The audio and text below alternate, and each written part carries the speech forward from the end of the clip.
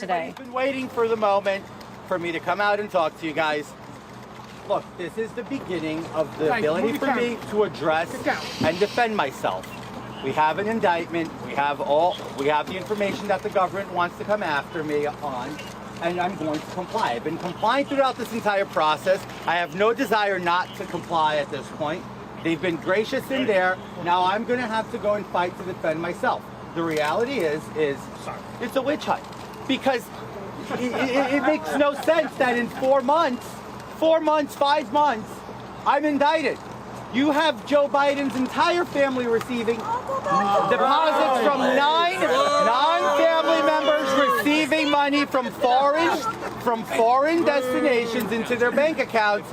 It's been years of exposing. A lot of you here have reported on them, and yet no investigation is launched into them. I'm going to fight. I'm getting back to that. I'm going to fight my battle. I'm going to deliver. I'm going to fight the witch hunt. I'm going to take care of clearing my name, and I look forward to doing that. Hold on. What do you say to that? I would like the opportunity for some of you guys to ask some questions in an orderly fashion, and we'll start right here. Congressman John Santos, why would you apply for unemployment benefits when you had a job making $120,000 a year? Rachel, this is part of my defense. This is inaccurate information, and I will get to clear my name on this.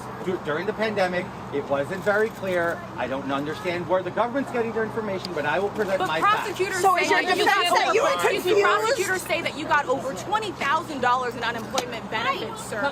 How is that acceptable? Ma'am, like I said, my employment was changed during the time. I don't understand where the government's coming from. I'll present my defense. And one last follow-up, Congressman George Santos. What evidence do you have that they don't have? Because it's extensive.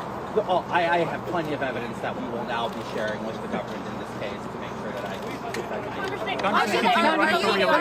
Are you planning on running for re-election? Yes, I am. Do you think you'll win re-election? Anybody believe you now?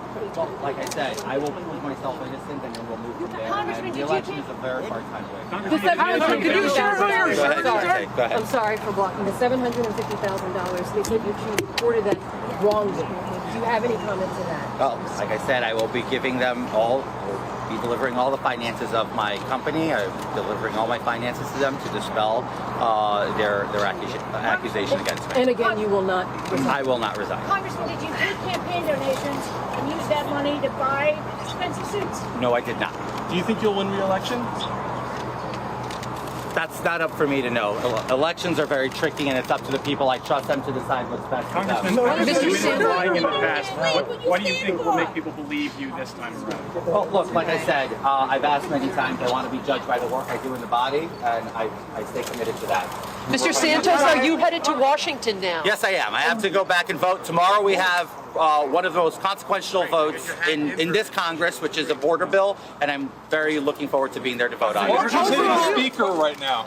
Well, I'm not going to address just the speaker. I'll address leadership. I appreciate everybody's patience with my presence in Congress. As you know, the media has its ways of doing things, and I respect you guys. I've maintained good rapport with a lot of you guys. I've spoken with a lot of you guys, and I have the intention to continuing that open door. Some of you who are from the Hill know how to find me. Some of you here from the district don't have a hard time finding me. It's about keeping in line of communication. So I appreciate leadership for being patient at this time and for allowing the process to play out. I think this is about innocent until proven guilty. This starts. I have my right to fight to prove my innocence, as the government has the right to fight to try to find me guilty in whatever charges.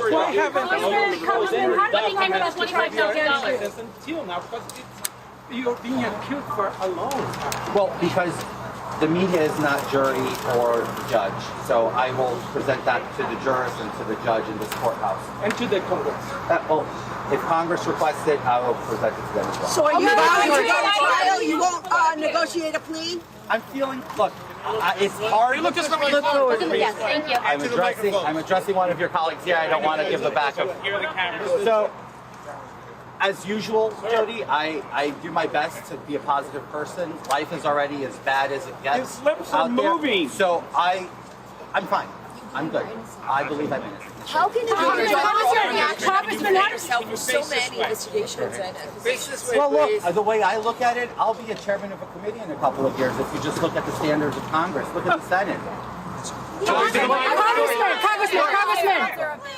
States recoup COVID money, yet you're being alleged that. Well, it's alleged, right? So are you accusing me, or are you going to allow the process to play itself and allow me to clear my name? That's my question. Congressman. That helps states recoup COVID money, yet you're being alleged that. Well, it's alleged, right? So are you accusing me, or are you going to allow the process to play itself and allow me to clear my name? That's my question to you. Did you first learn about the charges against you, and also can you talk about the process of surrender? Did they arrest you? No, it was very amicable, very. Just go lower. You guys did a phenomenal job. We clearly came right under your noses, and you didn't see us come in today. And now we're leaving. We're addressing you guys. That's all the intention in the world to be out there with you guys. I'm going to keep fighting. I'm going to keep fighting for what I believe in. I'm going to keep fighting to represent my district.